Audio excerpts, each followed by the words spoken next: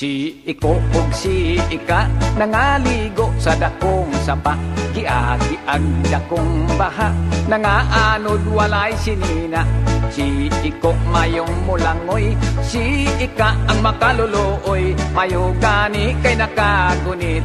Si Ika sa kang Iko, gidagsa sila sa pulo, nga way tao nga nagpuyo.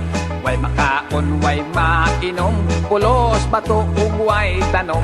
Si Ika masulukon, si Iko mapahiyumon, kay miabot nung higayon sa hanimon nga talagsaon.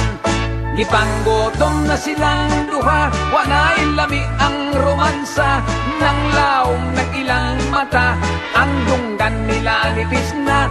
Nagjuwit sila paghilak, apan way luhang nangatagak, ni hukom na lang sila na maghikog silang duha. Apan unsa bang hitabua, may submarinong mitunga, nagdali sila pagsaka sa baba nga nagnganga. Pag-abot nila sa sulod, nang hilak na pod sila, kay ang ilang nasudlan, baba man sa balyena.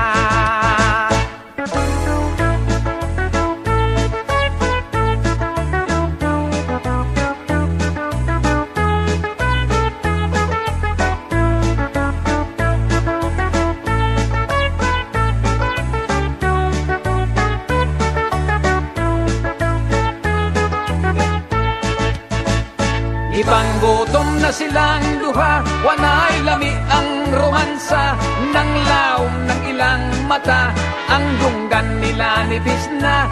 Nagjuwit sila paghilak, apan way luhang nangatagak, ni hukom na lang sila nga maghikog silang duha. Apan unsa bang hitabua, may submarinong mitunga, nagdali sila pagsaka sa baba nga nagnganga. Pag-abot nila sa sulod, nang hilak na pod sila, kay ang ilang nasunlan, baba man sa balyena.